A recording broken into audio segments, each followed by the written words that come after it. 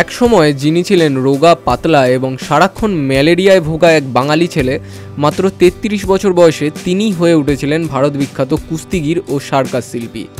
নিজের অসম্ভব শারীরিক শক্তির জন্য যিনি ভীম ভবানী নামে পরিচিত ছিলেন, সেই মহান বাঙালি বীর ভবেন্দ্রমোহন সাহা আজ বিস্মৃতির গভীরে। 1890 সালে কলকাতার বিডন স্ট্রিটে এক ধনী পরিবারে ভবেন্দ্রমোহন সাহার জন্ম। ছোটবেলায় তিনি ভবানী নামেই পরিচিত ছিলেন।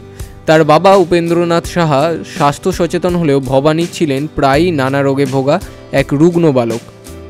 তবে জীবনের এক অপমানজনক ঘটনা তার মোড় ঘুরিয়ে দেয়। স্কুল থেকে ফেরার পথে একজনের হাতে প্রহূত হওয়ার পর রুগ্ন ভবানী ঘুরে দাঁড়ানোর সিদ্ধান্ত নেন।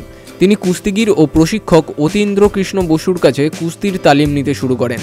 নেতাজি সুভাষচন্দ্র বসুর তত্ত্বাবধানে গঠিত সিমলা ব্যায়াম সমিতিতে তিনি প্রশিক্ষণ নিয়ে খুব অল্প দিনের মধ্যেই একজন পাকা কুস্তিগির হিসেবে খ্যাতি অর্জন করেন। কুস্তিতে নাম করলেও বাবার মৃত্যুর পর পরিবারে আর্থিক সংকট দেখা দেয়। এই সময় কুস্তি লড়ে পর্যাপ্ত উপার্জন করা সম্ভব ছিল না। ঠিক তখনই তার প্রতি নজর পড়ে সেই সময়কার ভারত বিখ্যাত বডি বিল্ডার ও সার্কাস কোম্পানির মালিক কোটিরাম মূর্তি নাইডুর। মায়ের অমতে ভবানী রাতারাতি বাড়ি ছেড়ে যোগ দেন সার্কাস দলে। এরপর শুরু হয় তার জীবনের নতুন অধ্যায় এবং অবিশ্বাস্য শক্তিমত্তার প্রদর্শনী। তার কার্যকলাপ দেখার জন্য ভারত তথা এশিয়ার বহু দেশে হাজার হাজার টিকিট বিক্রি হতে শুরু করে। তার প্রদর্শনীগুলোর মধ্যে ছিল 2 হাত দিয়ে একটি ফিয়াট গাড়ি দাঁড় করিয়ে দেওয়া, নিজের পেটের ওপর দিয়ে হাতিকে হেঁটে যেতে দেওয়া।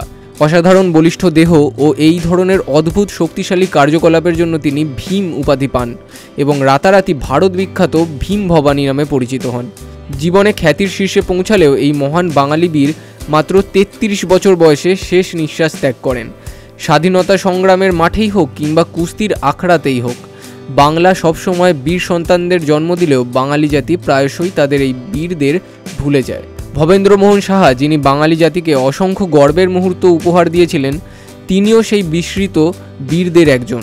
Bureau report, big news Bangla.